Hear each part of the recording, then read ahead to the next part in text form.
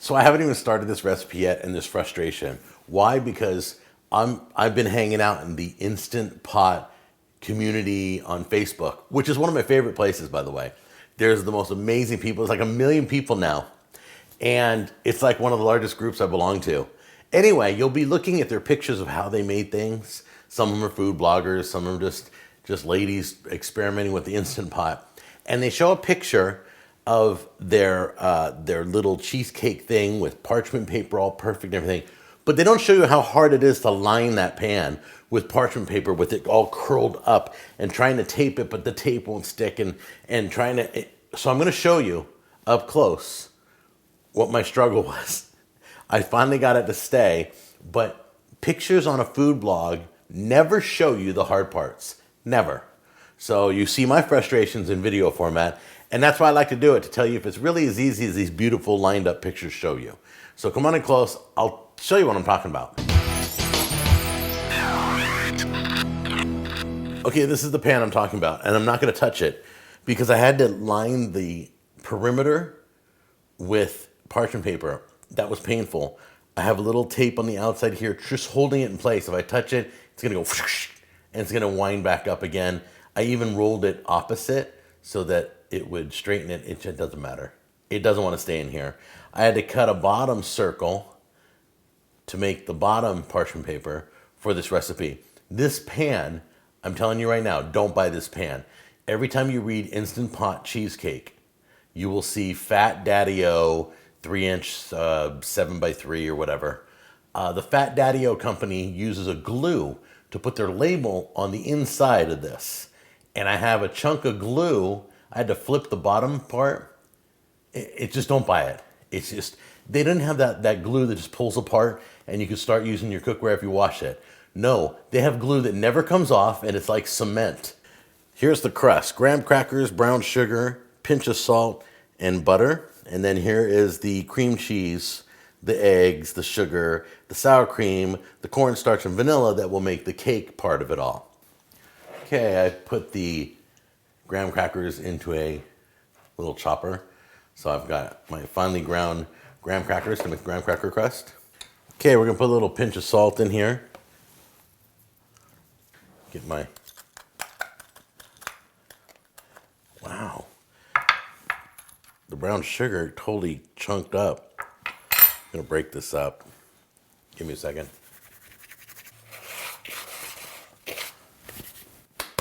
Now I'm gonna take my melted butter, put it all in here too. Gonna mix it around. It should be like wet sand, nothing more than that. So I've got parchment paper lining the bottom and the perimeter. So let's put this easily in the bottom.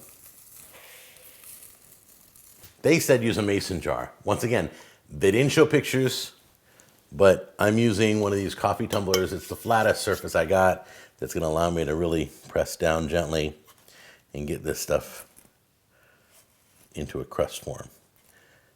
A mason jar. I'm like, why would you do a mason jar? Why would I want to do that? So, okay, we're gonna mix our dry ingredients really quick. We're gonna put the sugar, the cornstarch, get all that in there, and just a pinch of salt, and just give it a quick little mix up. Get all your dry ingredients incorporated together. Try to get as much of the cream cheese out of the package. Take the time to open it right. Don't just cut it and squeeze it out. You're gonna lose a lot in the packaging. I try and get as much as possible. So if you unfold the edge, you should be able to peel it apart. Unless you're filming yourself, then it's not ever gonna come apart. There we go. Keep peeling it all the way open, pull it straight and tight, and it should just wanna fall out. Mostly as a whole. Come on, let go. There, better. Do the same thing with the other one. So the recipe warns you not to overmix this recipe. So we're just gonna do everything on low. I got a little bit of cream cheese in the bowl. Just give it just to break it up. All right, so the next thing we're gonna do is put in half of the sugar mixture.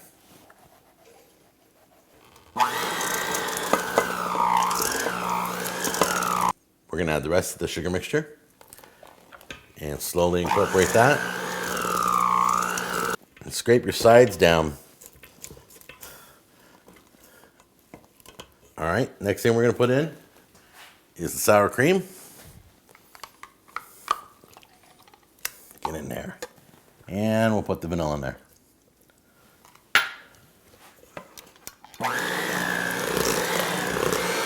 Stop it again. Take your spatula, seriously, and scrape down the sides. You don't want to lose any ingredients. Okay, we're going to incorporate one egg at a time. So let's get one egg going.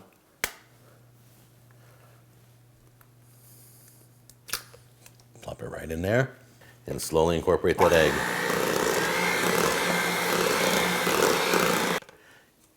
Get your spatula, do it again.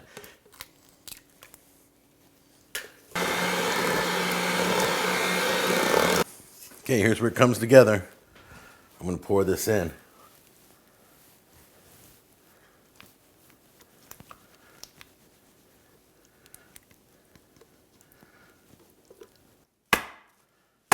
Getting all the air bubbles out. All right, first we're going to pour our 1 cup of water at the bottom. That's what's going to do all the steaming and cooking of this cake. Then you got this little rack here. Watch this. Put it right on there. There we go. Set you right in there. We're going to pressure cook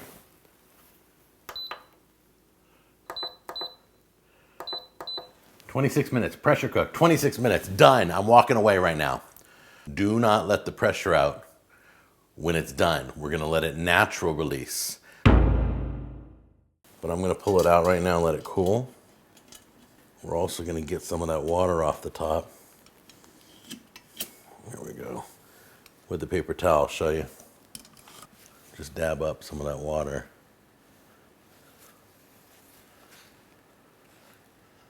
All right, so they say take a paring knife, but a paring knife isn't long enough, so I'm going to use my fillet knife to come in here gently and just take the paper away from the wall. I'm going to put this in the refrigerator right now for a little bit. So there it is. A little bit of cracking on top.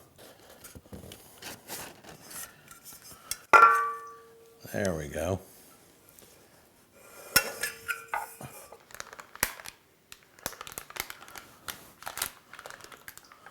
All right, so here we go.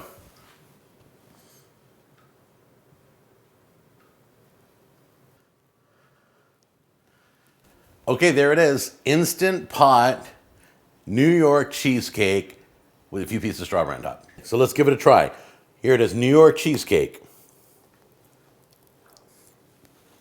I have to say, it's not as dense as I'm used to for New York cheesecake. It's cheesecake, but it could be thicker. So this recipe will be down below. Give it a try. It is a flawless cheesecake.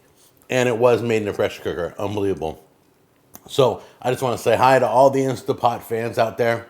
You guys, let me know what you're doing. What do you want me to do next? Chili, cheeseburger, casserole in the Instant Pot? You want me to roast a chicken? What do you want to see next in my Instant Pot? Take care.